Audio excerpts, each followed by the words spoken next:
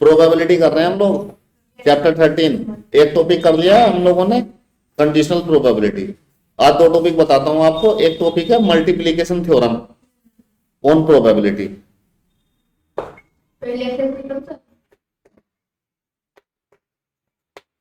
Multiplication theorem on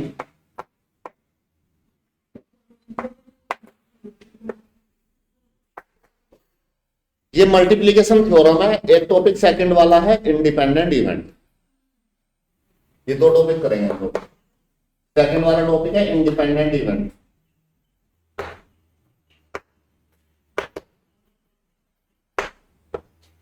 इसमें दो, ये सेकंड जो एक्सरसाइज है इस चैप्टर की वो इन दो टॉपिकों पर बेस्ड है। ये टॉपिक जो मल्टीप्लीकेशन थ्योरम ऑन प्रोबेबिलिटी करते हैं पहले, इस टॉपिक में ये कोई नया टॉपिक नहीं है। हम लोगों ने जो एक्सरसाइज 1 पढ़ी है उसी फॉर्मूले को थोड़ा सा रोटेट करके इन्होंने इसको नाम दे दिया मल्टीप्लीकेशन थ्योरम। क्या फॉर्मूला था? कंडीशनल प्रॉपर्टी का फॉर्मूला था A condition B is equal to P upon P B. अगर इस पीबी को मैं इधर ले जाऊं, ये मल्टीप्लीकेशन थ्योरम है। अगर मैं यहां से फाइंड करना चाहूं A intersection B, A and B, तो क्या आएगा? पीबी इधर, इधर इधर का उधर और उधर का इधर लिख लिया मैंने, पीबी और ये पी इंटरसेक्शन, इंटरसेक्शन नहीं अनकंडीशनल बी। ठीक है, ये होती है मल्टीप्लीकेशन थ्योरम। इसमें एक दूसरा फॉर्मूला भी था, हम लोगों ने पढ़ा था पी बी कंडीशन ए। ये होता है ए इंटरसेक्शन बी, नीचे क्या आएगा? पी। तो मल्टीप्लीकेशन थ्योरम में पी ए इंटरसेक्शन बी निकालते हैं तो ये आएगा पी ए, ये इधर मल्टीप्लाई हो जाएगा पी बी कंडीशन ए। ये मल्टीप्लीकेशन थ्योरम है, उस फॉर्मूले को मॉडिफाई कर दिया। मल्टीप्लीकेशन थ्योरम का यूज क्या है? अगर हमें किसी भी दो इवेंट के एक साथ होने की प्रोबेबिलिटी फाइंड करनी है, that is called as multiplication theorem. दो इवेंट की एक साथ मतलब ए भी हो एंड बी भी हो, उसकी प्रोबेबिलिटी निकालनी। इंटरसेक्शन मतलब एंड, ए एंड बी दोनों हैपन हो रहे हो वहां पे, इसको एक उससे समझता है। जैसे कोई इवेंट है E1 intersection E2, event E1 भी हो रहा हो, आपके एग्जाम भी हो रहे हो और आपके एग्जाम अच्छे भी जा रहे हो, उन दोनों के प्रोबेबिलिटी क्या है? ठीक है, अब एग्जाम तो होंगे ही होंगे, अच्छे जाएंगे या नहीं जाएंगे वो डिपेंड करेगा आपकी तैयारी पे। या आपके एग्जाम हो रहे हैं, मान लो एक इवेंट हो रहा है, आप पेपर देने जा भी रहे हैं और आपके एग्जाम अच्छे भी हो रहे हैं, उन दोनों की प्रोबेबिलिटी निकालनी है, E1 एंड E2। तो कैसे निकालेंगे? पहले निकालेंगे E1 ले लेता हूं मैं, आप एग्जाम देने गए, ऐसे भी तो हो सकता है एग्जाम देने नहीं गए, आप छोड़ दिए एग्जाम। पहले आप एग्जाम देने गए, प्रोबेबिलिटी ऑफ E1। ठीक है, मल्टीप्लीकेशन थ्योरम कहती है फिर प्रोबेबिलिटी ऑफ E2। आपका एग्जाम अच्छा गया, कंडीशन क्या है कि आप एग्जाम देने, ये ए इंटरसेक्शन बी, पहले पी ए E1 लिख लिया, फिर E2 बी की जगह E2 ये लिख लिया, ऐसे लिख सकते हैं। ये तीन इवेंट पे भी काम करती है मल्टीप्लीकेशन थ्योरम। ये दो इवेंट वाली हो गई, तीन इवेंट में E1 E2 E3। तो पहले इवेंट E1 E2 E3 तीनों इवेंट हो रहे हैं। ठीक है, आप पेपर देने भी जा रहे हैं, आपके पेपर अच्छे भी हो रहे हैं, ठीक है, और आपको डांट भी नहीं पड़ रही है, पेपर अच्छे हो रहे हैं, को पड़ेगी डांट। ये तीनों इवेंट हो जाएं तो पहले आप पेपर देने गए, इसकी प्रोबेबिलिटी, फिर आपका पेपर अच्छा हुआ E2। कंडीशन क्या थी? आप पेपर देने गए तभी तो E2 होगा, तभी तो पेपर अच्छा होगा या बुरा होगा, तब देने जाएंगे। तीसरा मल्टीप्लाई करेंगे, E3 की फाइंड करेंगे। कंडीशन ये है इवेंट E1 एंड E2 दोनों हो चुके हैं, आप पेपर देने भी गए, आपका पेपर अच्छा भी हुआ, तब आपकी प्रोबेबिलिटी डांट नहीं पड़ी। कब? जब पेपर दिया भी और अच्छा भी नहीं हुआ। ये तीन चीजें हैं। ये अभी आपको कुछ भी समझ में नहीं आएगा इस तरह से, ये क्वेश्चन से समझाते हैं आपको, थोड़ा थोड़ा इससे फॉर्मूले का आइडिया हुआ होगा आपको। जैसे आप इसमें क्वेश्चन देखिए, क्वेश्चन है earn contain 10 black and 5 white ball. मैं बताता हूं, क्वेश्चन सुन लीजिए। एक अर्न है, इसको हटा देता हूं मैं, फिर दोबारा से लिख दूंगा इसको सारी चीजों को। एक अर्न है इस तरह से, एक कंटेनर है जिसमें 10 ब्लैक और 5 व्हाइट है।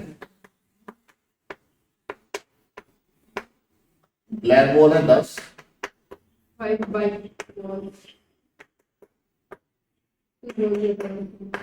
बॉल है 5। तो इसमें बॉल बनी हुई है अर्न में, ठीक है जी। 2 balls are drawn from the urn one after the other without replacement। इस अर्न से, इसमें 15 बॉल थी, एक पर्सन बॉल निकाल रहा है, ठीक है, एक पर्सन बॉल निकाल रहा है इसमें से, और 2 बॉल निकाली हैं और रिप्लेसमेंट नहीं किया। पहले एक निकाल ली, पकड़ के रख लिया उसको, फिर दूसरी बॉल निकाल ली, 2 बॉल निकल गई 15 में से, ठीक है। अब हमें ढूंढना क्या है, हमें ये ढूंढना है what is the probability that both balls drawn are black. दोनों बॉल ब्लैक बॉल हो, दोनों ब्लैक। तो हमें ढूंढना है पहला प्रोबेबिलिटी, पहली ball black B1 and second ball भी ब्लैक। फर्स्ट भी B1 एंड सेकंड B2, दोनों ब्लैक आनी चाहिए। उसकी प्रोबेबिलिटी कितनी है, पहली भी ब्लैक एंड दूसरी भी ब्लैक। अब देखो, तो मल्टीप्लीकेशन थ्योरम कहती है पहले ब्लैक की प्रोबेबिलिटी निकालो, पहली बॉल ब्लैक आ जाए, फिर मल्टीप्लाई करो, सेकंड बॉल ब्लैक आ जाए, उसकी प्रोबेबिलिटी निकालो। सेकंड बॉल निकालते टाइम कंडीशन ये होनी चाहिए कि पहली बॉल ब्लैक आई है, ठीक है। वो ये फॉर्मूला जो भी लिखा था मैंने, A इंटरसेक्शन B, तो पहले A की प्रोबेबिलिटी निकालो, फिर मल्टीप्लाई B की निकालो, कंडीशन लगाओ, A हो चुका है। ये है मल्टीप्लीकेशन थ्योरम, ठीक है। अब मुझे ये बताओ पहली बॉल ब्लैक आने की, ब्लैक है कितनी पहले 10, और टोटल कितनी है 10/15। अब 10 एक तो निकाल के अलग रख ली, अब ब्लैक कितनी बची 14। पहली ब्लैक आ गई तो दूसरी ब्लैक आने की 9, टोटल कितनी बची 14। तो ये इसका आंसर है। तो दोनों ब्लैक आने की जो प्रोबेबिलिटी है, काटने में 5 2 जा 5 3 जा 2 7 जा 3 9 जा 2 7 जा 2 7 3/7 इसका आंसर है। आई कुछ बात समझ में? Yes sir. एक क्वेश्चन और समझाते हैं, अभी क्लियर होगी।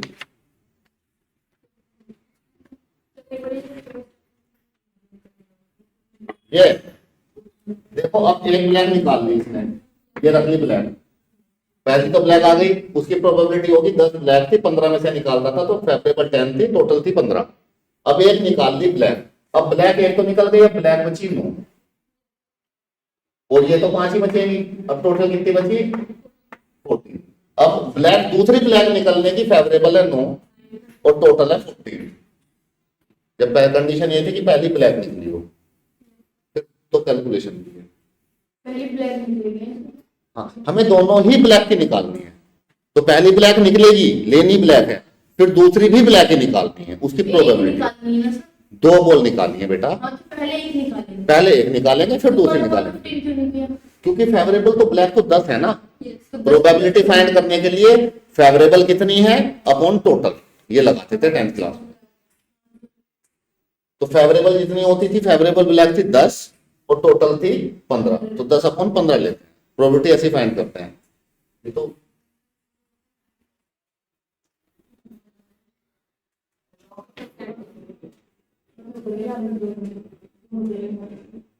अब एक क्वेश्चन नंबर 2 देखो, एक्सरसाइज 13.2 का, ये भी इसी पे।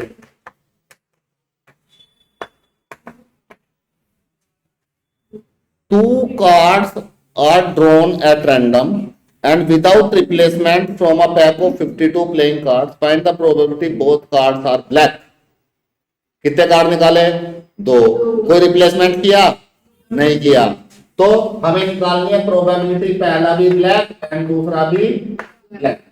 अब पहला ब्लैक, फिर मल्टीप्लिकेशन थ्योरम, दूसरा ब्लैक, कंडीशन ये है कि पहला भी ब्लैक। पहला ब्लैक आने के कितने ब्लैक होते हैं 26 बोलना चाह रही है 26/, ब्लैक निकल गया, वापस रखा नहीं। अब टोटल कार्ड कितने बचे? 51 ब्लैक कितने बचे?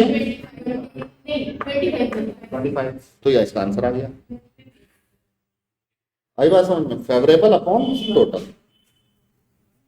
क्वेश्चन थर्ड देखिए, a box of orange is inspected. सुन लीजिएगा question. 3 randomly selected orange drawn without replacement. There are some orange box हैं, एग्जामिन कर रहे हैं, 3 ऑरेंज वहां से निकाल रहे हैं without replacement. If all the 3 oranges are good, the box is approved for sale, otherwise it is rejected. Find the probability that a box containing 15 oranges out of 12 are good and 3 are bad will be approved for sale.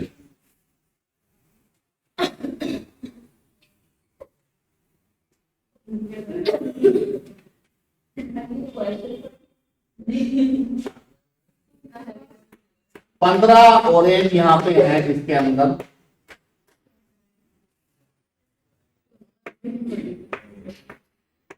पंद्रह orange है, ठीक है। एक box, एक डिब्बा है, 15 orange है उसमें, ठीक है। 15 में से टोटल कितने ऑरेंज है? 15। गुड कितने हैं बॉक्स के अंदर? गुड कितने हैं? गुड है 12 और बैड है 3। मतलब 12 ऑरेंज तो सही हैं और 3 ऑरेंज खराब है, एक डिब्बे में पैक कर रखे हैं। अब वो डिब्बा क्या है? अप्रूव करना है, मतलब उसको खरीदे आप हैं? हमें भेजना है, या ऐसे समझ लो कि हमें ऑरेंज खरीद रहे हैं और एक डिब्बे में 15 ऑरेंज रखे हैं। तो हम क्या करेंगे? 3 ऑरेंज उठा के देखेंगे, उसमें से 3 ऑरेंज, अगर वो तीनों सही आ गए तो हम उस डिब्बे को खरीद लेंगे। अगर उन 3 में से एक भी ऑरेंज गड़बड़ आया तो हम उस बॉक्स को रिजेक्ट कर देंगे। अब हमें प्रोबेबिलिटी निकालनी है अप्रूव करने की। तो अप्रूव करने के लिए क्या होना चाहिए? 3 ऑरेंज कैसे आने चाहिए? सही आने चाहिए। तो हमें probability orange 1 be good and O2 and O3 good ले लू ना, G1 G2 G3। तो पहला भी गुड, दूसरा भी गुड, तीसरा भी गुड, तीनों गुड आएंगे, उसकी प्रोबेबिलिटी निकालनी है, तभी तो बॉक्स अप्रूव्ड होगा। हमने 3 ऑरेंज उठा के देखे, तीनों सही है तो फिर ले लेंगे उसको, वरना नहीं खरीदेंगे, एक भी खराब है। अब थ्योरम ऑफ मल्टीप्लीकेशन थ्योरम क्या कहती है? देखिए क्या कहती है। प्रोबेबिलिटी पहले का गुड, प्रोबेबिलिटी दूसरा गुड, कंडीशन क्या है? पहला गुड होना चाहिए। प्रोबेबिलिटी मल्टीप्लाई करो, तीसरा गुड, कंडीशन ये है कि पहला और दूसरा गुड होने चाहिए। अब मुझे ये बता दो, बस क्वेश्चन तो हो गया, पहला गुड आने की, पहला गुड आने की कितने चांसेस हैं, कितनी प्रोबेबिलिटी है? 12 अपॉन 15। क्या रिप्लेसमेंट किया है? मतलब नहीं किया। अब गुड कितने बचे सेकंड गुड आने के? 11 अपॉन 14। तीसरा गुड आने के जब 2 गुड निकाल लिए, 10 अपॉन 13। थोड़ा कट कट फिट कर लेंगे आप और इसको मल्टीप्लाई कर लेंगे।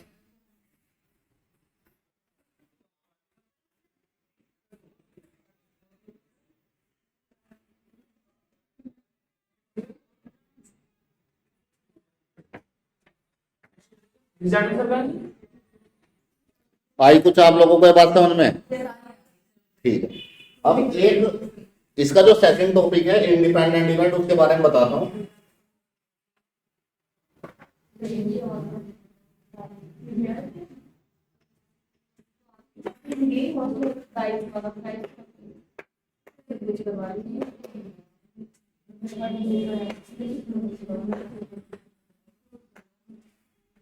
इंडिपेंडेंट इवेंट्स जैसे हम लोग कर रहे थे पिछली में कंडीशनल प्रोबेबिलिटी। कंडीशनल प्रोबेबिलिटी में क्या था? कंडीशन लग रही थी उसमें कि इस तरह से, जैसे कि एक दोस्त है, इसने फोन किया उसको दूसरे को, तो वो स्कूल आ रहा है या नहीं आ रहा है, तो उसकी कंडीशन पे डिपेंड कर रहा है, डिपेंड कर रहा है दूसरे पे। तो जब एक दूसरे पे डिपेंड नहीं करता है, मान लो अब ये पढ़ता है फला स्कूल में, फला, और ये पढ़ता फलाने स्कूल में है, ठीक है। अब ये फलाने स्कूल में पढ़ता है, ये स्कूल जा रहा है, तो ये फला स्कूल जाए या ना जाए इस पर कोई फर्क पड़ता है उससे? क्योंकि इसका दोस्त भी है, अगर या दोस्त भी नहीं है, वो तो उसके स्कूल में पढ़ता ही नहीं है, तो अब इसके जाने के स्कूल जाने पे इसकी कंडीशनल तो कुछ लगेगी नहीं इस पे। अब इसका दोस्त है मान लो ये, तो वो अपने स्कूल में जाएगा, वो आए या ना आए। इस तरह के इवेंट को इंडिपेंडेंट इवेंट बोलते हैं, इंडिपेंडेंट, जो एक दूसरे पे डिपेंड नहीं होते हैं। ठीक है, जैसे कि अनुज को आना है क्लास करने, ठीक है, तो अब अनुज को क्लास करने आना है यहाँ पे। अब ऋतिक क्लास करने आए आज या ना आए, तो अनुज को क्या फर्क पड़ता है? वो तो उसका तो बात ही नहीं, फोन में बात होती है आपकी कभी नहीं, क्योंकि वो एक दूसरे को जानते ही नहीं है, एक दूसरे के दोस्त नहीं है, तो कोई फर्क पड़ता है? तो ये इंडिपेंडेंट इवेंट हो गए। ठीक है, अब अनुज को क्लास करने आना है और मैं क्लास लेने आ रहा हूं या नहीं आ रहा, उससे अनुज को फर्क पड़ता है। तो अगर मैं क्लास लेने नहीं आ रहा हूं तो अनुज क्या करने आएगा फिर यहाँ? तो अनुज के क्लास लेने आने की प्रोबेबिलिटी, अब ये क्या है, जब मेरा जो एक इवेंट है यहाँ पे आने का, एक अनुज का यहाँ पे क्लासेस में आने का जो इवेंट है, ये दोनों इवेंट डिपेंडेंट है। ठीक है, ये दोनों इवेंट डिपेंडेंट है। समझ रहे हो कुछ डिपेंडेंट और इंडिपेंडेंट का मतलब? इसमें ये हटा देता हूं इसको। अब देखो, जो ये था कंडीशनल प्रोबेबिलिटी, कंडीशन लगती थी तो क्या होता था, ए कंडीशन बी था।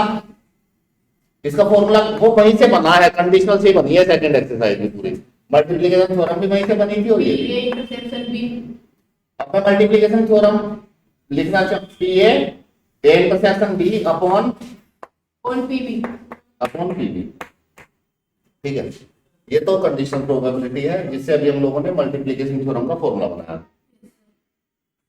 इससे पहले ये चीज बताओ, जैसे अनुज के यहाँ पे एक कोई इवेंट है ए, इसकी कंडीशन लग रही है कि बी हो रहा है और ये दोनों इंडिपेंडेंट इवेंट हैं, तो जो ए की प्रोबेबिलिटी फाइंड करनी है, कंडीशन क्या लगा रहे हैं बी की, उसकी उस पर कंडीशन में फर्क ही नहीं पड़ता क्योंकि वो डिपेंड ही नहीं करता उस पर, तो ये ए के इक्वल आएगा। ऋतिक इसको यहां आ रहा हो, ठीक है, अनुज के आने की प्रोबेबिलिटी, या ऋतिक ना आ रहा हो, ये बी इवेंट है, ऋतिक यहां पे आ रहा है, ऋतिक आए या ना आए, तो इस कंडीशन का कोई मतलब है? ये कंडीशनल से कोई भी फर्क नहीं पड़ेगा, वो अनुज के आने की प्रोबेबिलिटी अनुज के आने की रहेगी। समझ रहे हो? तो ये इंडिपेंडेंट इवेंट में पी ए कंडीशन बी किसके इक्वल होगा? पी ए के। जब मैं ऐसे बोल सकता हूं किसी इवेंट बी की प्रोबेबिलिटी निकालना है, कंडीशन लगी हुई है ए, ये कंडीशन पे डिपेंड ही नहीं करता, इंडिपेंडेंट है अगर, तो किसके इक्वल आएगा? पी के। ये बात अगर आपको समझ में आ गई है, ये इस फॉर्मूले को मॉडिफाई करते हैं और इंडिपेंडेंट इवेंट की कंडीशन बनाते हैं। यहाँ पे क्या लिख सकता हूं, अगर ये इवेंट इंडिपेंडेंट है तो इसको पी ए लिख सकता हूं, पी ए कंडीशन बी को P A condition B P A के इक्वल ही आएगा। पी बी को इधर मल्टीप्लाई कर दिया, इसको इधर से इधर लिख लिया, इसका तो कोई बुरा नहीं मानेगा, इधर लिख लो इक्वल टू करके, या इधर लिख लो, मान गए बुरा था। हाँ बेटा बताओ, दोबारा बताएंगे, मैं बताता हूँ। इसकी जगह पे पी ए लिख दिया, इसकी जगह पे पी ए लिख दिया वहां से। अगर ए बी पे डिपेंड ही नहीं है तो कंडीशन लगाने से फायदा क्या है? अब इस पी बी को उधर ले गया, पी ए है, ठीक है, ये पी बी इसके साथ मल्टीप्लाई में से लगाए लिख दिया, हाँ, equal to P A condition भी यहां लिखना था, मैंने इधर लिख दिया, इक्वल टू में इधर लिख लो या इधर लिख लो। So this is the condition for independent event. ये कंडीशन है, if two events are independent then, तो ये होना चाहिए, अगर दो इवेंट इंडिपेंडेंट हैं तो P A intersection B P A dot P B के इक्वल आएगा। ठीक है अनुज जी, एक हम आपसे फाइंड कराते हैं, आपसे पूछते हैं कि ये इवेंट इंडिपेंडेंट है या नहीं है, ये बताइएगा। क्वेश्चन नंबर 1, इसमें आपको दिया प्रोबेबिलिटी ए की दे दी इन्होंने, बी की दे दी और ए इंटरसेक्शन बी की दे दी। अब आप इसमें ये बताइए कि ये इवेंट इंडिपेंडेंट है या नहीं है, बताओ अनुज, आप बताओ, बता दोगे? बता सकते हो? क्वेश्चन ये है, आपको पीए दे दिया उन्होंने, पीबी दे दिया, पी इंटरसेक्शन भी दे दिया, तो मुझे बताओ ये ए और बी इवेंट इंडिपेंडेंट है या नहीं है? आप बता सकते हो या नहीं, ये बताओ पहले। आप नहीं बता सकते हैं क्योंकि इसमें वैल्यू कहाँ बताई है मैंने अभी। कैसे बता दोगे जब क्वेश्चन ही नहीं मैंने बताया? ये 3/5 है, अब आप बता सकते हैं ये 1/5 है। अब आपको ये ढूंढना है ये, और इसने बोला इवेंट इंडिपेंडेंट है, ये तो इसने बोल दिया। क्वेश्चन पढ़ रहे हैं question, if A is 3/5 P B is 1/5 find A intersection B when event are independent. अगर इवेंट इंडिपेंडेंट होते हैं तो इंटरसेक्शन किसके इक्वल होता है? पीबी।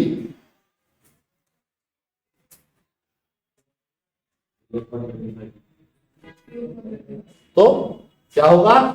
3/5 इंटू 1/5। ज्यादा मुझसे क्या है?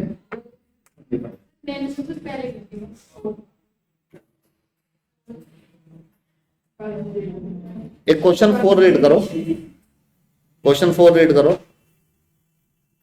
इससे पहले ये 6 वाला बता दो मुझे। अगर ये 3/5 है, ये क्वेश्चन 6 है, ये 3/5 है, ये 3/10 है, आप बताइए क्या है जी? और ये 1/5 है, तो मुझे ये बताओ ये इवेंट इंडिपेंडेंट है या नहीं है? इक्वल आना चाहिए ना? Yes. नहीं है। अगर इक्वल होगा तो ये is these events are independent और नॉट? क्यों? इंडिपेंडेंट कैसे इक्वल किया? ये इसके इक्वल आना चाहिए। ये कितना आ रहा है? 3/5 इंटू 3/10 कितना आ रहा है? 9/50। तो 9/50 आना चाहिए इसको भी, अगर इंडिपेंडेंट है तो। नहीं है तो नहीं है ये, ठीक है। और क्यों नहीं है समझ में आ गया ना? आपको समझ में आ रहा है?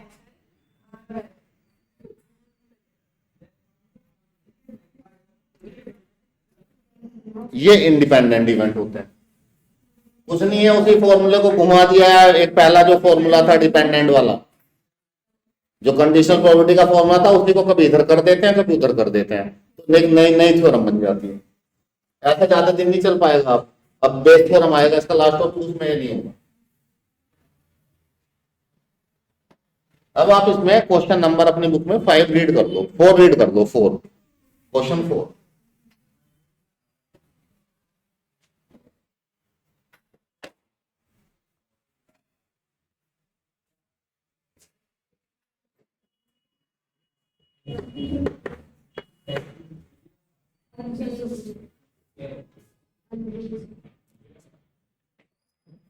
क्वेश्चन 4 है, a fair coin and unbiased die are tossed. Unbiased का मतलब पता है?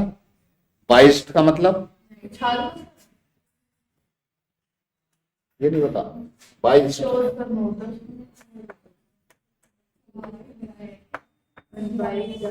एक होता है बाइस्ड वर्ड होता है, एक होता है अनबाइस्ड। एक होता है फेयर, एक होता है अनफेयर। ये तो पता होगा आपको। फेयर का मतलब है जिसमें कुछ भी गड़बड़ नहीं है। जैसे अमिताभ बच्चन ने 16 मूवी में गड़बड़ कर दी थी, कॉइन दोनों तरफ से लगा रखा था, तो उसके कॉइन को बोलेंगे बाइस्ड कॉइन है। बाइस्ड मतलब उस कॉइन को चेंज कर दिया उसने, वो अनफेयर कॉइन है। अनफेयर मतलब गलत है, गड़बड़ है उसमें कुछ।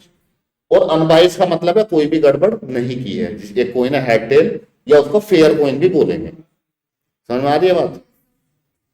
जो बिल्कुल सही है, फेयर है, कोई धोखाधड़ी नहीं की है उसमें, तो अनबाइस्ड या फेयर। और जिसमें कुछ गड़बड़ कर दिया, बाइस्ड कर दिया, मतलब वो उसको गलत कर दिया है, अनफेयर कर दिया है। तो ये अनबाइस्ड डाई है।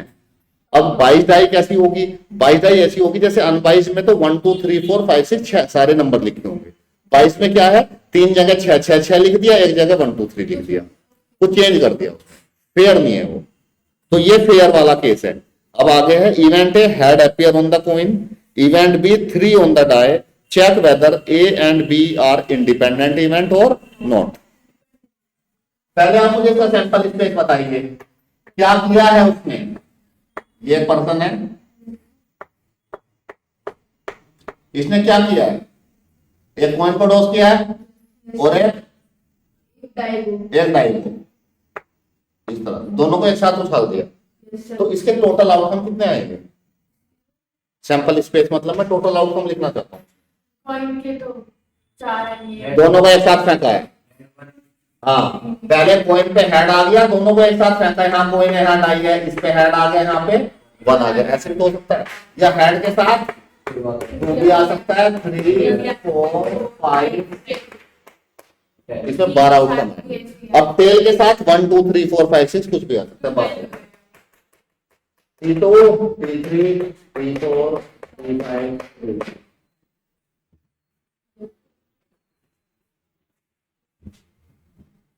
अब मुझे इसमें इवेंट ए क्या है बता सकते हैं? इवेंट ए क्या है? क्या है इवेंट ए? क्या है event A? Head appear on the coin, coin के ऊपर हेड आना चाहिए। तो कौन से इवेंट होते हैं? H1 H2 H3 H4 H5 H6। पहले मैं इवेंट लिख रहा हूँ कौन कौन से हैं। दूसरा क्या कह रहा है? बी में क्या है? 3 ऑन द डाई, डाई के ऊपर क्या आना चाहिए? ये इवेंट बी है, तो 3 किस पे आ रहा है? H3 पे और T3 पे।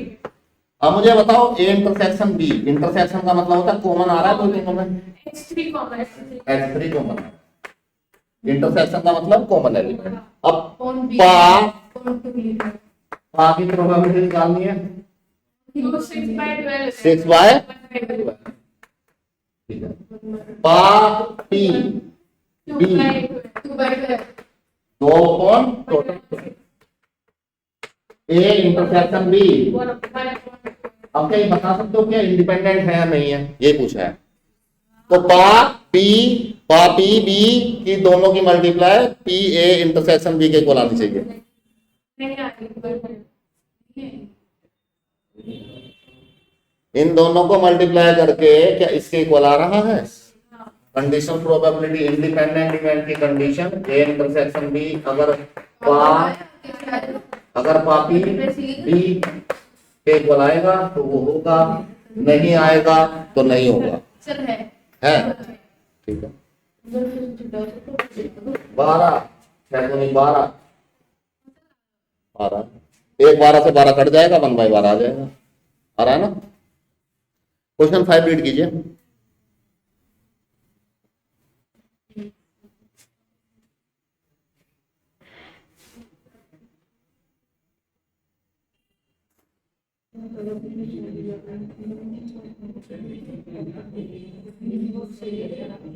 क्या होगा?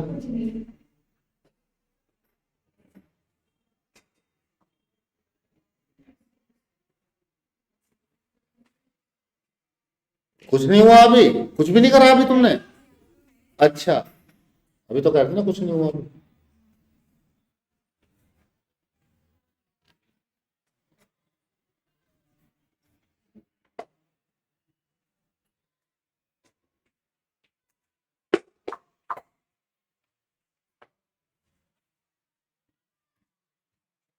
देखिए क्वेश्चन 5 क्या कह रहा है।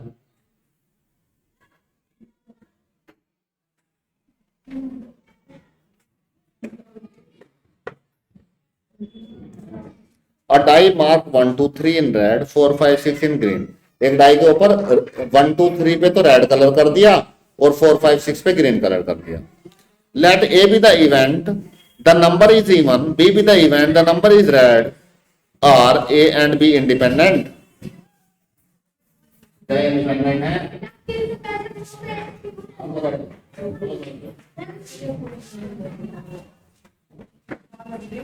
पूरा भुजा हुआ है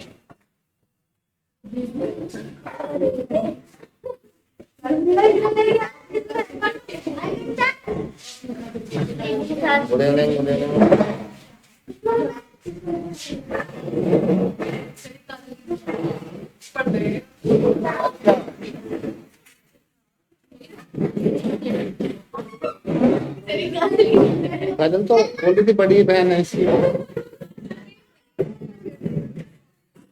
देखो बेटा, सभी ध्यान से सुनेंगे। दो काम करना है आप लोगों को।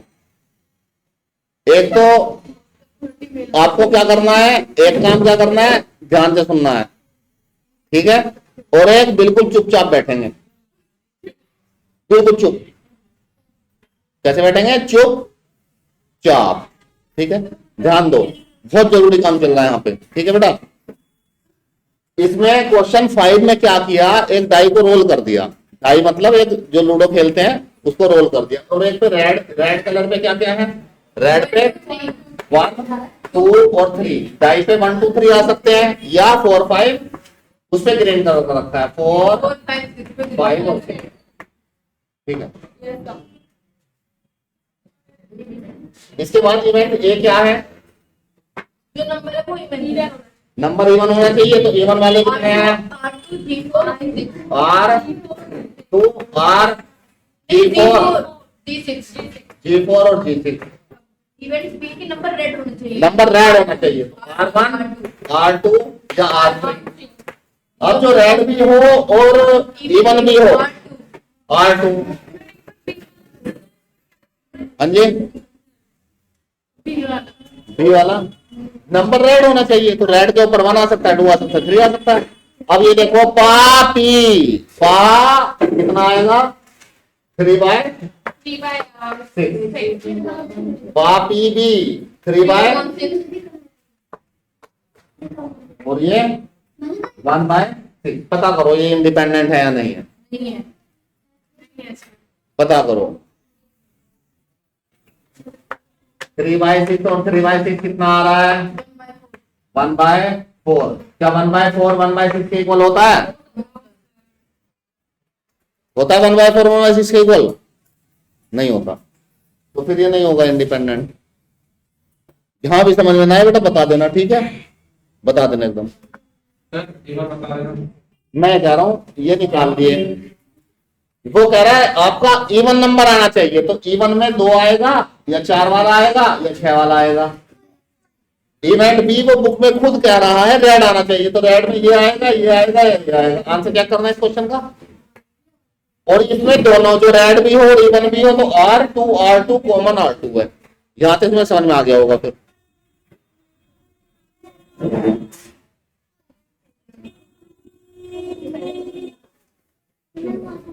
इसमें एक क्वेश्चन में आपको एक चीज लास्ट चीज बता दूं आज की क्लास की, एक आपने पढ़ा होगा म्यूचुअली एक्सक्लूसिव इवेंट, वो इसी की तरह लगता है। एक इसमें म्यूचुअली एक्सक्लूसिव इवेंट जो होता है, म्यूचुअली एक्सक्लूसिव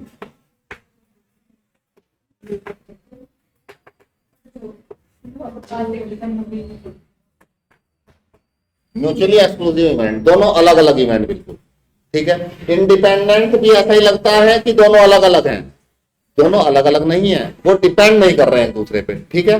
म्यूचुअली एक्सक्लूसिव में दोनों इवेंट अलग अलग हैं। इसमें जब हम लोग कॉमन एलिमेंट कुछ भी नहीं आता, जैसे सेट में पढ़ा था ये इवेंट ए है और ये इवेंट बी, ये दोनों अलग अलग हैं, इसको बोलते हैं म्यूचुअली एक्सक्लूसिव है, एक्सक्लूड है अलग अलग। तो दोनों में कॉमन क्या आएगा, ए इंटरसेक्शन बी कुछ कॉमन आएगा, कभी भी कॉमन नहीं आएगा। तो म्यूचुअली एक्सक्लूसिव की जो कंडीशन होती है वो 0 होती है, और इंडिपेंडेंट में कॉमन आ सकता है, लेकिन मल्टीप्लाई पी और पीबी की होनी चाहिए। इंडिपेंडेंट और म्यूचुअली एक्सक्लूसिव दो अलग अलग चीजें हैं, ये लिख लीजिएगा अपनी कॉपी में।